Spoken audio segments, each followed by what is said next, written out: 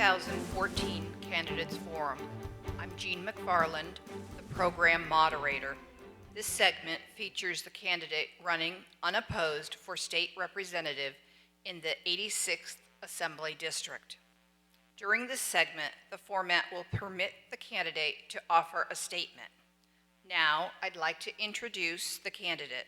He is Vincent Candelora, Republican. Mr. Candelora, will you begin, please? Thank you. I want to thank the Wallingford Community Women for hosting this event. As indicated, my name is Vinnie Candelora. I represent the 86th District, which encompasses all of North Branford, parts of Wallingford, parts of Durham, and North Guilford. I've served in the district for 8 years. This is my 5th term, and it's certainly been an honor and a pleasure serving the district in Hartford. I have 3 children in the public school systems in North Branford.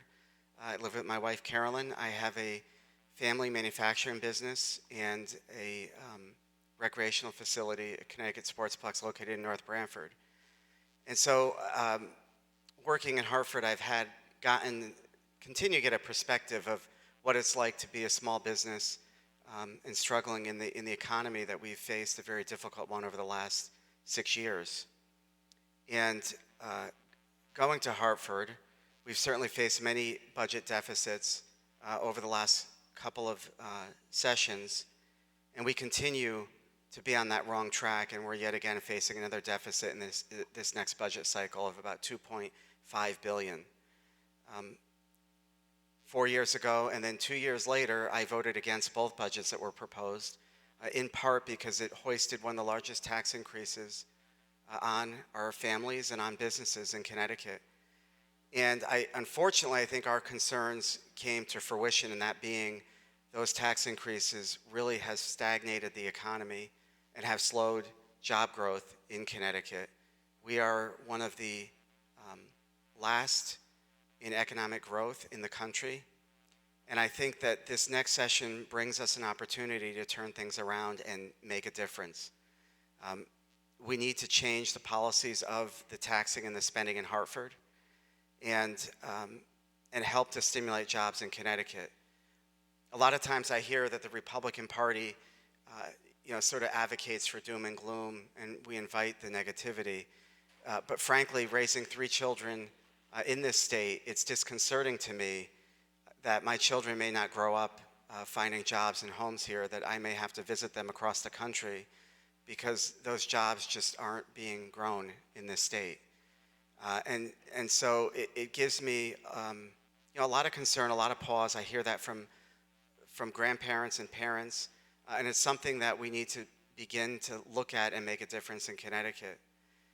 One of the things that I was proud of in the last legislative session, and I think it points to a good common sense solution that doesn't cost the state money, is enterprise zones. In Wallingford, we saw a dramatic job loss with the closing of the gradual closing of the postal distribution center in Wallingford. And what we're able to do is the Wallingford delegation, we got together and we championed to create an enterprise zone for that postal distribution center. So this is federally owned property that pays no taxes. And so what we said is if a private business will come in and develop that parcel and bring jobs, that we won't tax the property right away. So we'll forego some of that for a number of years and give them the ability to create some of the jobs, make money in the future, and then they'll begin paying taxes in the state of Connecticut. It was met with bipartisan support. We were able to get it passed because, frankly, it was not a cost to the state of Connecticut because we're not seeing that tax revenue anyway. And it was a creative way to try to incentivize to get that property back on the rolls. And so I think those are the solutions we need to start looking at in Hartford. One of the things that hasn't been talked about that needs to be faced is the amount of borrowing we have in the state.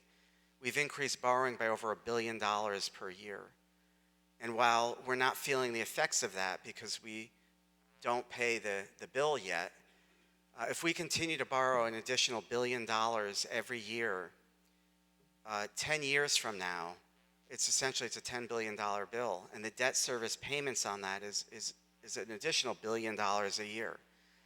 And so while Connecticut might be balancing his budget, I think the residents shouldn't be fooled by that, because the way it was balanced over the last 2 years was increasing borrowing. And that will come to, we'll have to pay the piper on that. And unfortunately, I think it's more debt that we've pushed down to our children. It's why Connecticut bonding agencies continue to rate us in the negative. And so going forward this next session, I think another solution to that is to take a look at the way we treat our revenue, how our revenue comes into the state of Connecticut.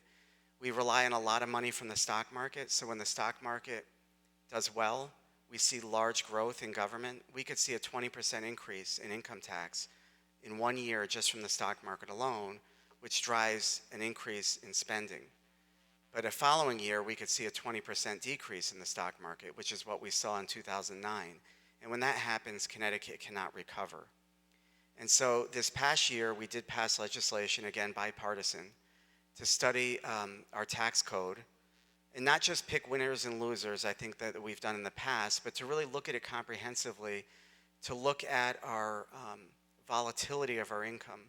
So maybe we treat our money that we derive from the stock market a little bit differently. Maybe we don't spend that 20% increase. Maybe we put that into savings, and we spend just a base amount, and to help stabilize our practices, our budgeting practices in Connecticut.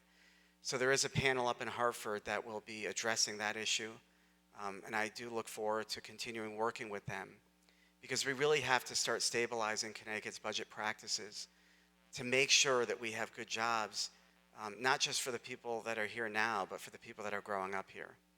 Again, I want to thank everybody for the opportunity to be able to speak with the residents of Wallingford tonight, and I look forward to serving the district in the future. Thank you. Thank you. This concludes the 86th Assembly District segment of the 2014 Candidates Forum. On behalf of the Wallingford Community Women, I thank you for watching and remind you to vote on November 4th.